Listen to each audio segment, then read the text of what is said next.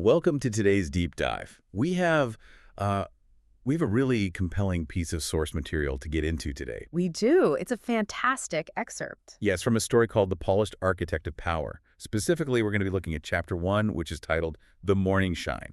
And the mission for you listening today is entirely focused on unpacking the unspoken psychological power dynamics and the silent agreements that form between men. Right.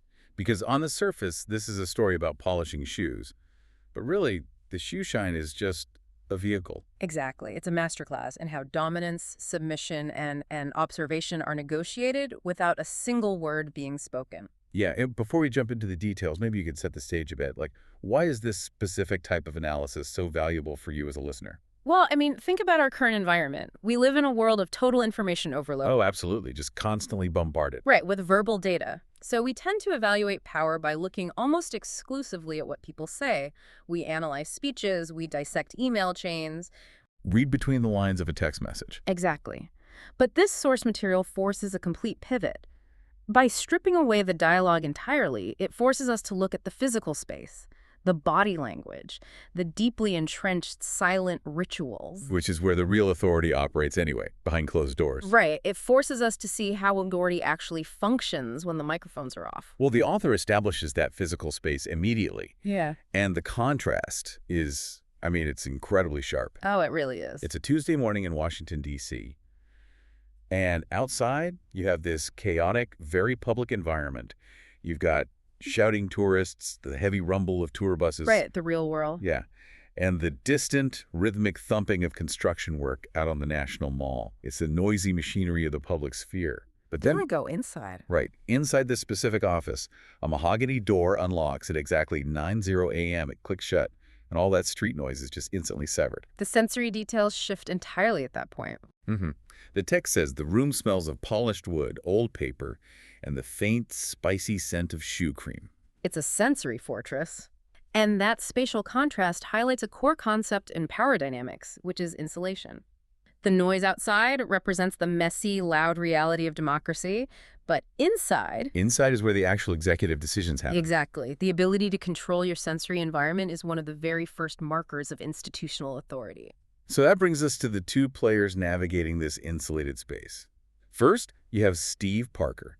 Now, Steve is a man who knows he lives in a, quote, city of giants. He's highly self-aware. Very. He knows his environment, but he also knows his specific utility. He's the only one who knows how to polish their boots. And the other figure is the giant himself. Right, referred to only as Sir. Just an incredibly powerful, nameless man in a black suit. Okay, let's unpack this, because to really understand how these two men interact, we have to look at the centerpiece of the room. The desk. The mahogany desk. The author describes it as a monument to bureaucracy, where treaties were signed and budgets were balanced and dreams went to die. A very heavy description. Right. But to Steve, our shoe shiner, it is simply a charging station for Sir. And that divergence in perspective sets up the entire initial power dynamic. What is essentially a throne to one man is just a workbench to another. It strips the mythology right out of it. It does. To the outside world, that desk projects immovable institutional power.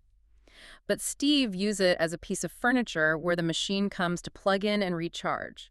It shows a serious level of psychological detachment on Steve's part. Yeah, but is it actual immunity to the power? Or is Steve just minimizing the room to cope with his own lack of status? Calling it a charging station feels almost like a defense mechanism. That's a fair point. It could be a coping mechanism, but functionally it serves the exact same purpose. By refusing to be awed by the mythology of the desk, Steve maintains his cognitive independence. So he isn't paralyzed by the stakes of the room. Right. It allows him to operate as an objective observer rather than a subordinate who is easily intimidated. And Sir definitely relies on intimidation. He uses the threat of time as his primary weapon here. There's only one single piece of past dialogue mentioned between these two men. Just one line. Just one line. It's a lingering threat from Sir, who once told Steve, lateness is a form of theft. And the critical detail is that Sir delivered this line without even looking up from his phone. Which is a textbook display of spatial dominance, delivering a threat without granting the target the dignity of eye contact. It's so cold. It is.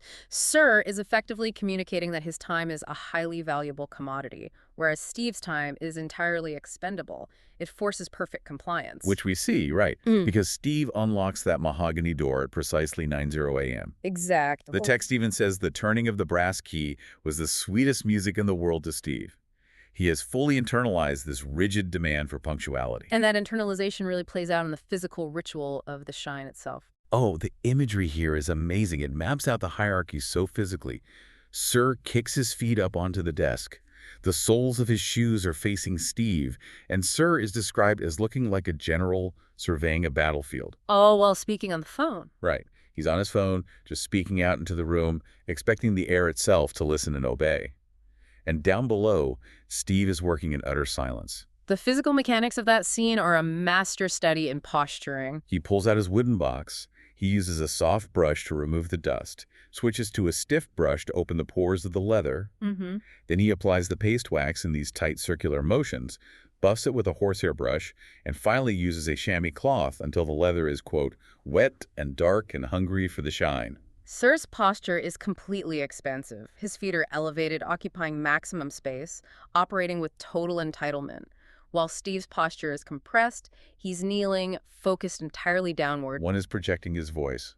The other is taking a vow of silence. The physical elevation perfectly mirrors the societal elevation. But there's a really interesting disruption in that dynamic. There's this unspoken intimacy that happens. While Steve is working, he uses his thumbs to work out a subtle knot of tension in Sir's shoulders. A deeply intimate physical gesture. Yeah, of actual care. And meanwhile, Sir just continues barking orders into his phone. He completely ignores the gesture. It highlights a massive contradiction. You have this cold, rigid relationship based on threats about time, existing right alongside bodily care. Powerful men can absorb comfort and service as an invisible right rather than a transaction. It's like a loss of basic human recognition. Sir doesn't even register that another human being is providing the comfort. He just expects the environment to mold to his needs. He expects the air to massage his shoulders. Exactly. But while Sir is oblivious to the man at his feet, Steve is actively processing everything. And what's fascinating here is how Steve leverages that hidden power. The power of observation. Right. While moving to the right shoe, Steve spots a scuff on Sir's left heel. Just a dark smudge where the leather caught against something hard. A normal person would just polish over it. But Steve stops to analyze it, and his deduction is incredibly precise. Mm-hmm. From this single mark, Steve figures out that Sir had been to the Capitol Rotunda or the National Archives yesterday. He deduces this because it had to be somewhere colder, with stricter rules, where Sir had walked hard. This is a perfect example of why this matters for you listening. While Sir holds the overt power projecting his voice, ignoring the man at his feet, Steve holds the covert power. Right, the covert power of observation. Steve is silently assembling a puzzle about Sir. Sir thinks he's a guarded cipher in a black suit, but Steve is mapping his psychological state just from the wear patterns on his shoes. And if you apply this to your own life, it makes you wonder, who are the Steves in your workplace? Everyone has them. We all have that one observant colleague who kind of fades into the background. The person who quietly restocks the printer or organizes the coffee station. But they are the ones who know exactly who is stressed, who's interviewing for another job, who's clashing with management. Because they observe the discarded cups and the pacing in the hallways. They gather data while everyone else is busy performing their status. Exactly. So back in the room, the ritual finishes. Steve polishes the scuff until it vanishes. He sits back on his heels, wipes his hands, and waits. The job finishes in the exact same silence it started in. The physical maintenance is complete. Right. Sir walks around the desk, sits down.